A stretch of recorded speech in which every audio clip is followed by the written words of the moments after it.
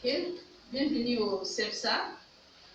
Vous êtes dans un bon endroit pour le transfert de compétences. Chacun va se présenter et nous allons aussi présenter le CEPSA avant d'entrer dans le contenu de notre module de formation d'aujourd'hui. Cette formation va prendre 5 jours. Aujourd'hui, c'est juste l'introduction à la messagerie électronique. C'est ce que nous allons parler pendant 5 soirées. Donc, aujourd'hui, lundi, mardi, mercredi, jeudi et on clôture le vendredi. Vous êtes devant formatrice, coach, Esther Tchabou-Katalay. Et pour beaucoup plus de détails sur ma personne, vous allez me contacter par la présentation du CEPSA. Et je vous laisse le moment de vous présenter dans 30 secondes. Vous allez vous dire votre nom et ce que vous faites par rapport à ces modules. Moi, c'est M. Robert Makambana pour le gouvernement. Je suis superviseur, stagiaire superviseur au CEPSA. Et aujourd'hui, j'avais jugé bon de venir participer, profiter à ces modules pour avoir la maîtrise sur la messagerie électronique. Merci beaucoup. Bienvenue au CEPSA, M. Robert Mandel. Monsieur Van.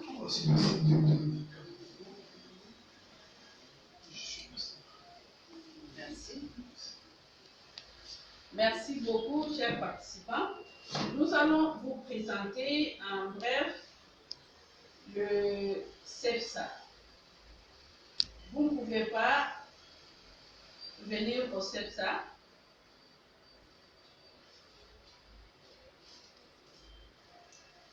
commencer la formation sans pour autant connaître ce qui signifie CEPSA.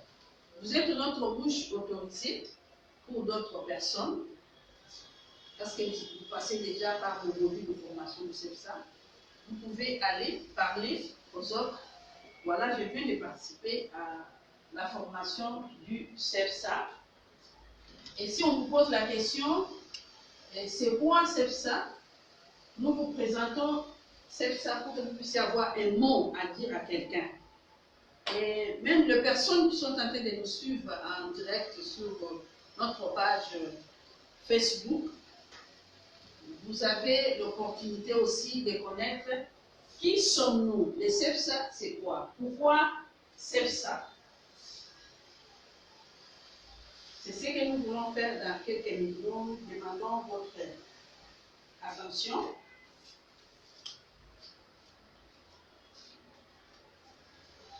Si vous pouvez partager ça sur déjà connecté. Hein? Vous pouvez partager sur la page. Ok. Qui sommes-nous? Le CEPSA. Le CEPSA,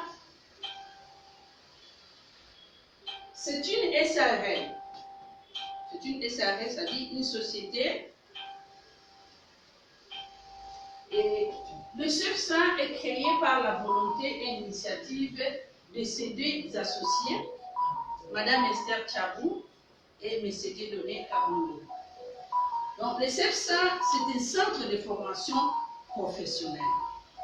Et formation professionnelle par laquelle les compétences et l'expérience accumulées pendant 25 ans de vie professionnelle de l'un des associés sont transmises avec beaucoup de passion. Et comment est venue l'idée pour mettre en place le CEPSA? Le CEPSA est né suite à une idée, suite à la réalisation d'un rêve. Il s'agit de l'un des associés du CEPSA qui a fait ses études en technique du secrétariat de direction à l'Institut supérieur du commerce de Kinshasa. Il s'agit de Mme Esther, c'est Mme Esther qui nous parle même. Et cette dame a connu une évolution professionnelle enrichie de 25 ans d'expérience professionnelle dans le domaine du secrétariat et de l'assistanat. Et pendant les 25 ans de vie professionnelle, elle a fait le constat, en travaillant tout auprès de grands dirigeants, de cadres qui ont reconnu ses compétences. Madame Esther a développé des compétences dans les 3 domaines du secrétariat. Les 3 domaines sont l'organisation et la planification, la communication orale et la communication écrite, et l'archivage, donc le classement des documents. Et quels sont les constats que Madame Esther a fait par rapport à ces 3 domaines de compétences qu'elle a développés? Le premier constat est que Madame Esther a constaté que les secrets de la performance et de la réussite de mandats de grands dirigeants reposent sur, entre autres, le fait d'avoir une équipe d'appui constituée de personnes efficaces, qualifiées et compétentes. C'est ce que Mme Esther a constaté pendant sa vie professionnelle, et que toutes les personnes qui sont tout autour de grands dirigeants sont en train de faire partie de la réussite de ces grands dirigeants, de ces cadres. Alors, ces personnes, qu'est-ce que nous avons constaté? Il s'est fait que, au-delà de la formation académique de ces 10 personnes, les formations professionnelles et continues sont nécessaires pour acquérir les compétences additionnelles en vue de jouer efficacement leur rôle. Maintenant, qu'est-ce qu'on constate? Ces formations professionnelles ne sont pas beaucoup plus organisées pour le personnel d'appui. Quand on parle de formation, de renforcement des capacités, souvent on réfléchit 2 fois pour choisir les membres de l'équipe d'appui. Pourquoi? Parce que beaucoup de personnes pensent qu'être secrétaire, être assistant, être réceptionniste, ça ne demande pas trop. Il suffit juste d'être intellectuel, il suffit juste d'avoir quelques notions de bien parler, de bien se présenter, la beauté, l'aspect. Les gens dans les sociétés se fient souvent à cela. Alors, ce qui fait que sur les 100% des secrétaires ou assistants qu'on peut trouver dans les entreprises, nous allons voir qu'il y a 40% qui ont fait les études techniques du secrétariat, comme moi, mais qui sont restés staticaux, parce qu'on ne les envoie pas souvent en formation. Et nous qui avons trouvé l'opportunité d'aller en formation, ce sont des cas rares. Beaucoup de sociétés, quand il faut parler de formation du personnel, le personnel d'appui, on ne choisit pas vraiment. Alors, ces personnes qui sont restées staticaux n'ont pas évolué par rapport à la modernité, par rapport au changement, par rapport au nouveau type de management. Les secrétaires ne s'adaptent pas facilement parce qu'ils ne participent pas à la formation continue. Il y a 20% qui ont fait des études ailleurs, c'est-à-dire au-delà, en dehors des techniques du secrétariat, ils ont fait d'autres études. Ils peuvent être des économistes, des juristes. Et ils se sont affirmés au poste en se formant sur l'État. Donc, des personnes qui sont là, disponibles, disposées. Oui, je n'ai pas fait l'assistanat, je n'ai pas fait le secrétariat, mais comme je suis affecté comme assistant, comme secrétaire, comme protocole, comme chargé de courrier, je vais me donner, je vais moi-même chercher à comprendre. Donc, il y a une catégorie. Cette catégorie est tout minime, c'est 20% seulement. Alors, les 40% qui restent, ce sont ce type de personnes qui n'ont pas fait les études du secrétariat, mais qui se trouvent dans un poste d'assistant ou de secrétaire, qui se disent qu'il ou elle est là en attendant. En attendant, pourquoi? Parce que je n'ai pas fait la formation. Moi, je ne suis pas secrétaire. Moi, je ne suis pas assistant. Moi, donc, dans sa tête, dans sa pensée, il est en train de viser, devenir directeur, devenir chef de service, devenir chargé de projet. Et il voit qu'il est là en attendant. Alors, dans les 40% ici, on voit que ce sont ce type de personnes qui travaillent sans pour autant avoir la volonté d'améliorer les choses dans les services. Donc ce sont des personnes souvent qu'on trouve dans des entreprises déjà déprimées, frustrées, énervées. Donc à chaque fois maintenant, il y a des plaintes des visiteurs, il y a des plaintes des collaborateurs. Bon, il n'accueille pas bien les gens, il ne parle pas bien aux gens, il a perdu tel document, il n'a pas bien saisi. Et dès qu'on lui fait remarquer qu'il faut vous améliorer, la personne va vous dire, de toute façon, ce n'est pas mon métier, je suis là en attendant.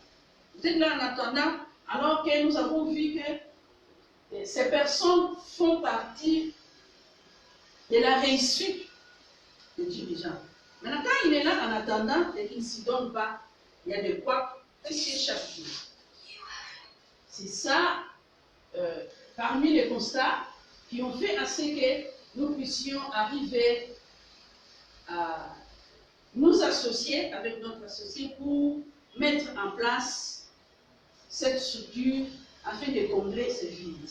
Donc ces constats ont créé un besoin qui a rencontré un rêve de transformer nos compétences et l'expérience acquises en une valeur et en un capital, donc par le transfert de compétences. Et c'est ce que nous allons réaliser ce soir avec vous. Vous allez comprendre que nous allons faire des transferts de compétences. Au CEPSA, il ne s'agit pas d'enseigner comme si on était à l'école primaire ou à l'université, où le professeur est là en train de parler. Non. Ici, c'est une méthode participative. C'est-à-dire, les participants interagissent avec le formateur. Parce que ce que nous allons parler, ce sont des choses que vous connaissez, mais justement, nous voulons développer d'autres capacités, d'autres compétences pour que vous puissiez vous appliquer correctement dans ce que vous devez faire. Il s'agit de ça, je pense. Pour gagner du temps, on s'arrête là, d'une manière générale, sur ce que vous pouvez comprendre, ce que le CEPSA fait. Vous aurez à la fin la présentation en détail du CEPSA pour que vous puissiez avoir des données réelles à transmettre aussi aux autres. Pour le programme de formation, les formations sont plus pratiques.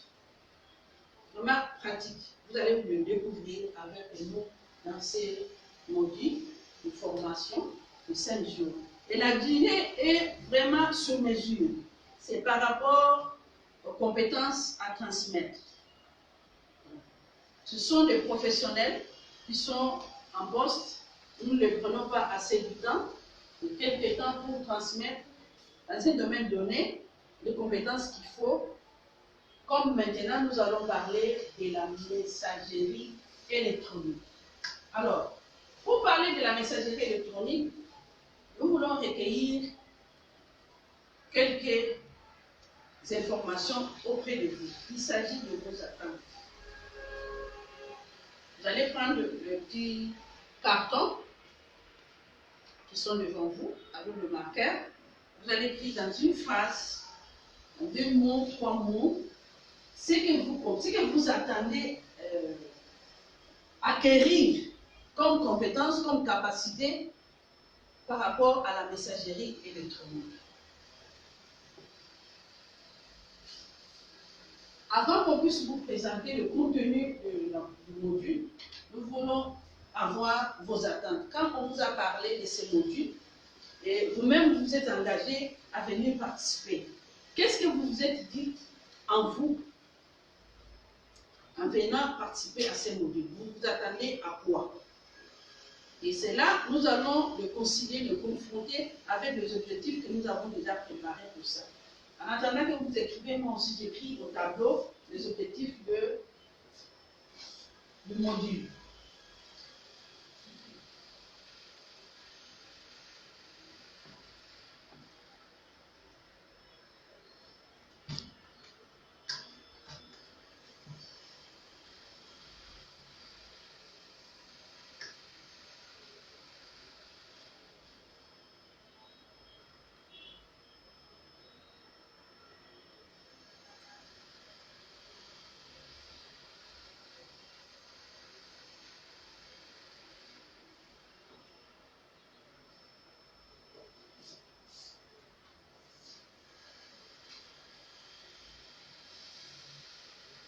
pour ceux qui nous suivent en direct, vous êtes intéressés à participer à ces modules de formation, nous vous informons que ces modules de formation sur la messagerie électronique se réalisent presque chaque mois.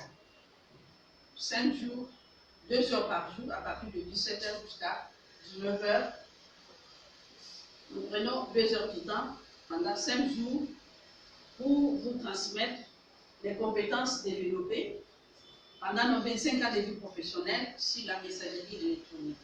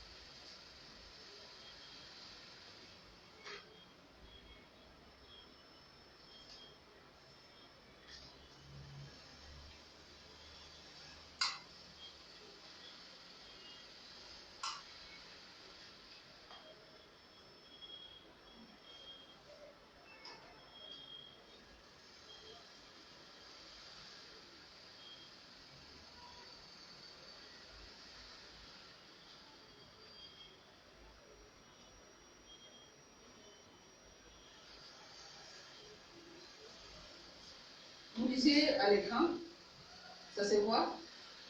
À l'écran, vous lisez?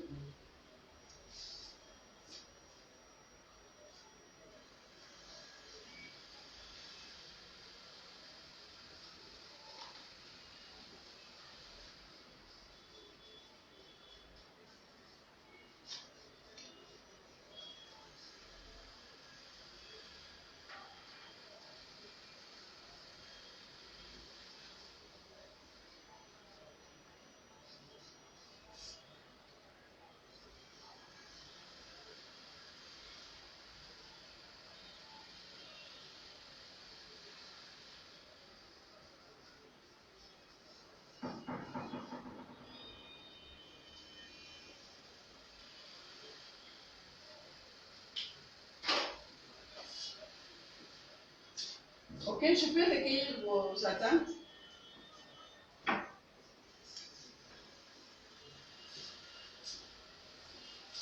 Merci. Découvrir la messagerie électronique. Comprendre la messagerie électronique. Connaître la messagerie électronique. Maîtriser la messagerie électronique.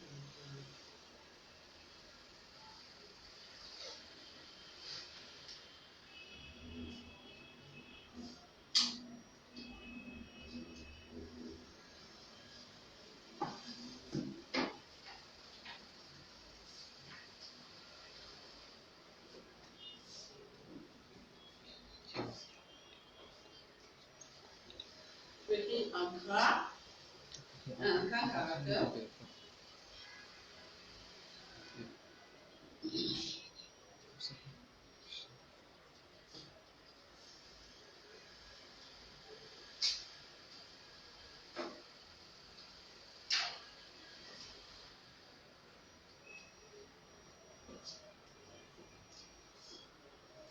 Ça va, vous avez réussi à faire ça. Vous avez partagé sur ma page. Ouais. Vous avez mis ça aussi sur la page Jeune du Diplômé. Vous avez partagé aussi ça sur la page Jeune du Diplômé.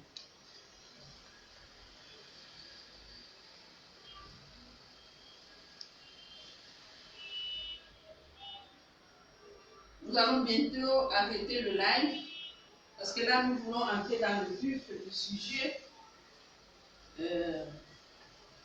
toutes les personnes qui nous suivent en direct. Dans quelques minutes, nous allons couper ces lives parce que nous voulons entrer vraiment dans la profondeur du sujet.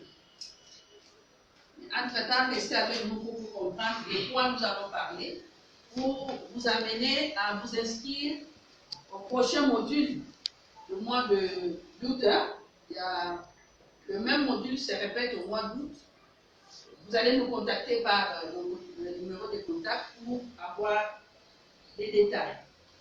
Ok. Monsieur Robert, votre attente, c'est quoi? C'est connaître comment créer une adresse mail à partir de mon PC. Okay? Connaître et comprendre en profondeur cette leçon sur la messagerie électronique. Merci beaucoup. Monsieur Guédonné, vous avez dit découvrir la messagerie électronique, comprendre la messagerie électronique, connaître la messagerie électronique, maîtriser la messagerie électronique. Félicitations à vous, vous avez démontré que vous avez la soif, vous avez la volonté, vous attendez vraiment connaître quelque chose sur la messagerie électronique. Pourquoi le CEPSA a pensé programmer ces modules? Parce qu'à l'heure actuelle, nous tous, nous le savons, et que la pandémie Covid-19 nous impose certains gestes, certaines méthodes de vie, que personne ne peut pas s'échapper de ça. Aujourd'hui, nous devons tous avoir la distance entre nous, plus ou moins 1 mètre. Nous devons couvrir nos nez. C'est ça, c'est physiquement quand nous cohabitons. Maintenant, par rapport à la vie professionnelle, à la vie d'entrepreneuriat, de businessmen, de businesswomen, vous savez que depuis la venue de l'Internet, nous avons introduit une autre méthode numérique de s'échanger les données. Auparavant, nous sommes ici maintenant tout à mon magasin. Pour que je puisse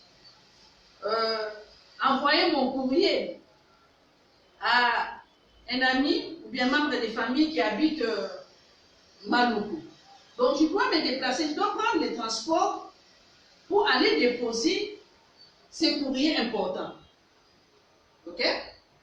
Maintenant, avec l'arrivée de l'Internet, il se fait que de là où je suis maintenant à Kitambo magasin, je peux seulement ouvrir ma boîte email et envoyer un courrier, un colis, donc c'est-à-dire un courrier, un document à mon frère, à mon ami qui est à Malou. Et lui aussi qui a l'ordinateur ou son téléphone Android avec une adresse email. Et dans moins de 2-3 minutes, il a les documents, sans que je puisse me déplacer. Peut-être que je vais payer les frais déjà de la connexion, je dois payer. Mais les frais de transport, je ne vais pas payer. Je ne suis pas déplacé, j'ai gagné en termes de temps et de coût. C'est ça la bonne chose que l'Internet nous a apporté.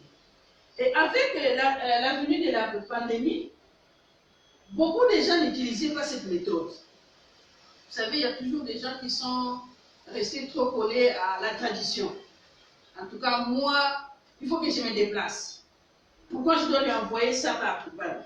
Donc, les gens ont une mauvaise image sur la modernité par rapport à l'Internet, à l'informatique. Non, non, non, vos histoires là de l'informatique. Je pense hier soir, j'étais au supermarché ici au coin, et il y avait un petit point au niveau de la connexion sur une machine à la caisse. Il y a un vieux papa qui était derrière nous, qui disait, voilà, tout ça parce que vous voulez, avec vos histoires de modernité ici, vous avez refusé de travailler à la tradition. Alors que le monde d'aujourd'hui, c'est le monde de la vitesse. C'est le monde de la vitesse. Oui, je peux accepter de travailler d'une manière traditionnelle, je dois me déplacer, je dois aller déposer un document là-bas, je dois aller. Mais la vitesse avec laquelle vous allez travailler dans la tradition. Et la vitesse de la personne qui est en train de travailler avec l'Internet, c'est différent. Donc les choses courent maintenant rapidement. C'est ce qui fait que si vous voulez atteindre vos objectifs beaucoup plus rapide dans l'exécution de certaines tâches administratives liées à votre business, liées à votre vie professionnelle, vous devez nécessairement vous adapter à la messagerie électronique. Et beaucoup plus fort est que la pandémie vient nous imposer ça, parce que tout le monde a besoin de se protéger.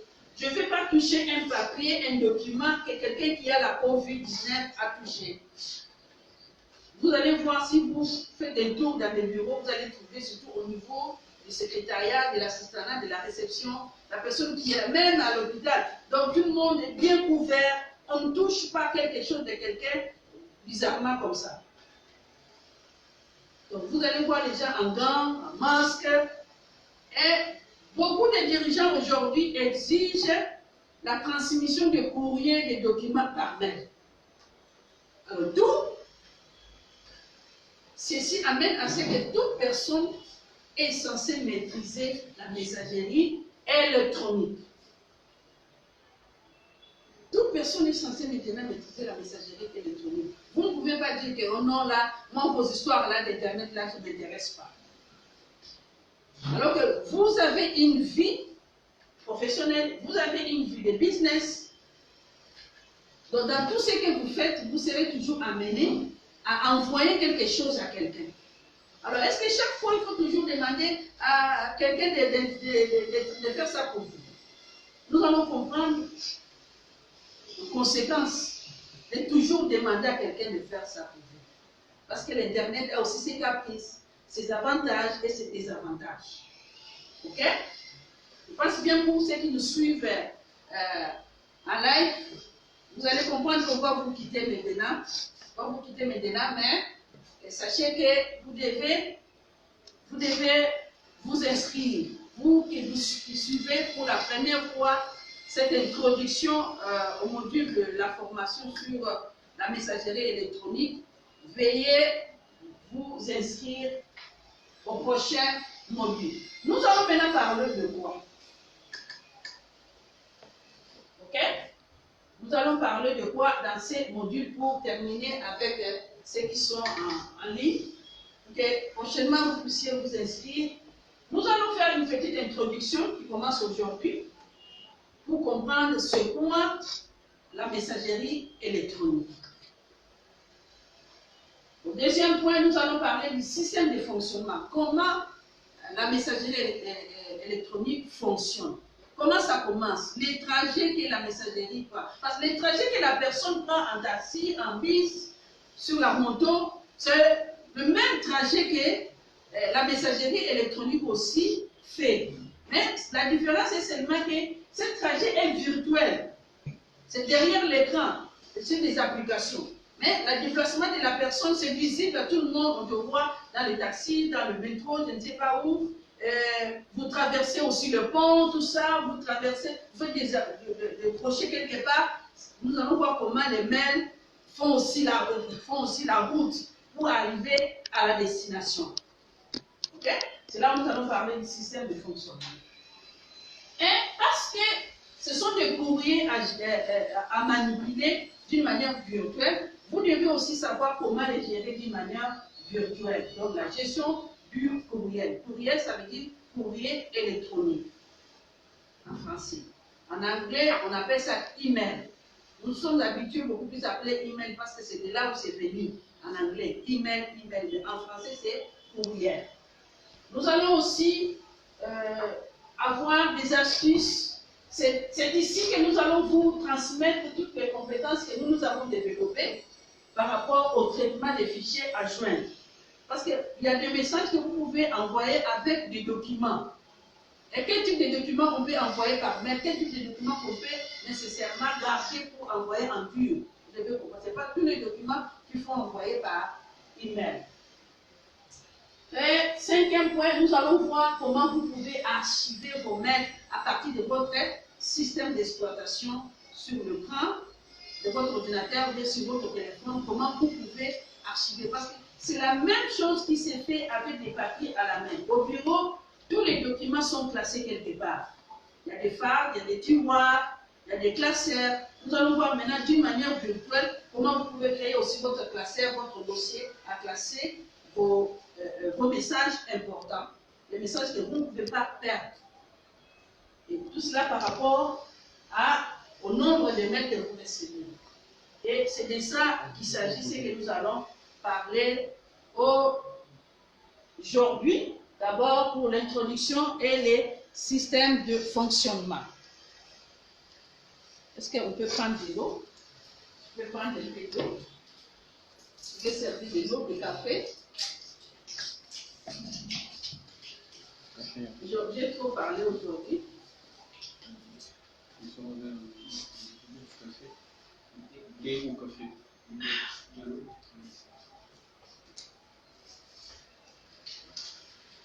On se fait bye-bye avec ceux qui sont en ligne. Merci beaucoup de nous avoir suivis pour cette introduction. Et nous vous demandons de nous appeler par notre numéro de téléphone qui sera mis en bas de la vidéo pour que vous puissiez aussi bénéficier de cette formation. Merci.